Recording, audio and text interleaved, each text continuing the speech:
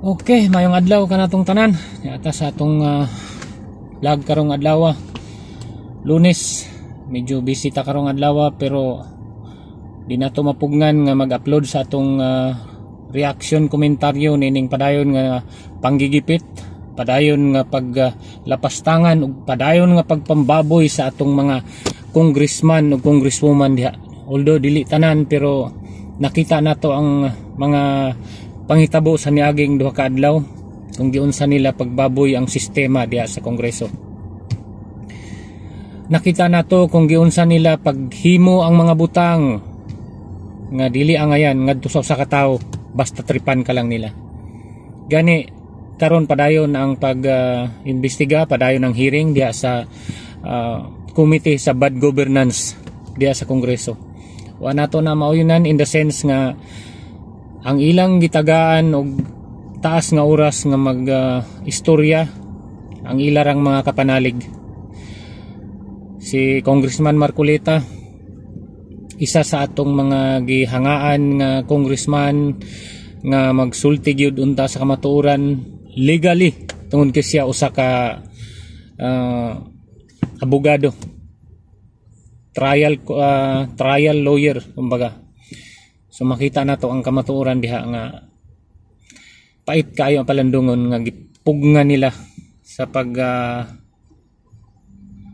tubag sa mga daghan yang mga pangutana ug daghan yang mga tagaan og point diha sa ilang mga rules nga nalabag sa atong batakang balaod.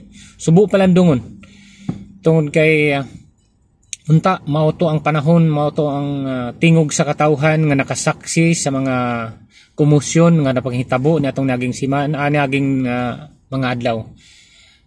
Dili nato kapugnan ang ka-frustrate o panggigil, no? Nakakagigil nga ingana ang mahitabo sa atong nasod pinaagi nining mga congressman nga mga pipila ka mga way hinungdan.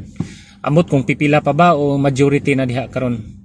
Purya lang natong mga nakita nato nga klaro nga nagdepende sa kamatuoran ug sa mga katungdanan nila nga ipadayon ang sulti in behalf sa mga katawhan nga ilang girepresenta, which is kita. Gani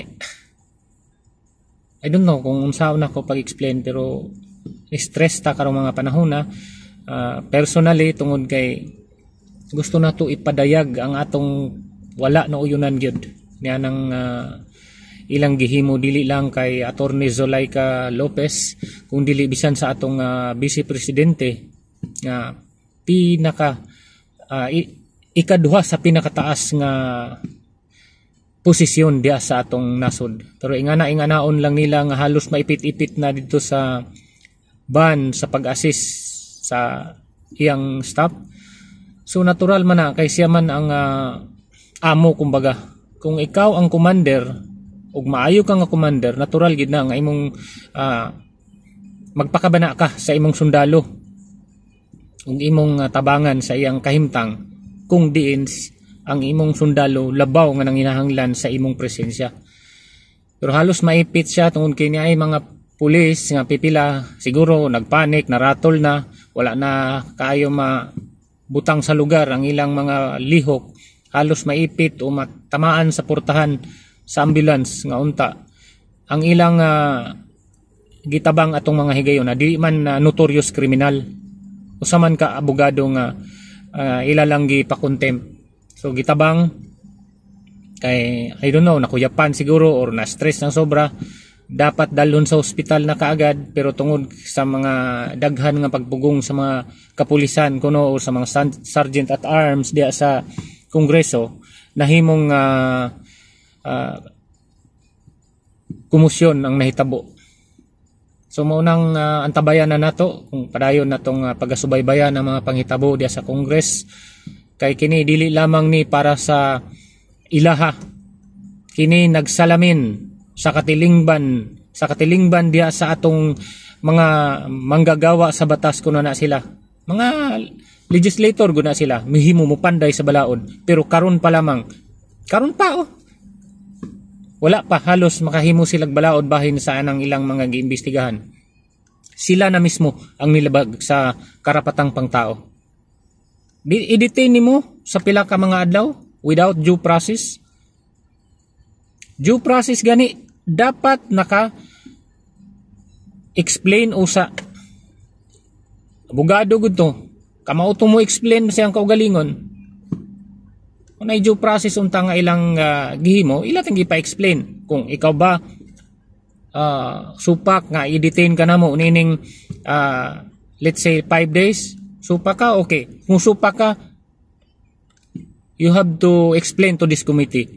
Wala na siya tagaya na, diretso na nga gihukman siya sa iyang mga nahimo o sa iyang base sa paniniwala sa mga congressman nga sila si Akop, sila si Chowa.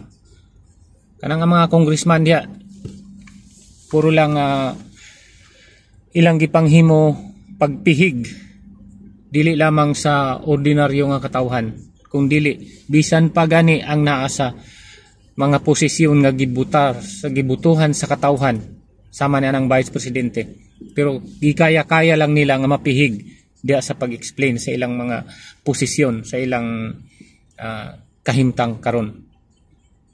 Mauna nga makita nato unsaon na lang day ang mga Pilipino kung ingana nakagarapalan ng mga panghitabo diya sa Kongreso.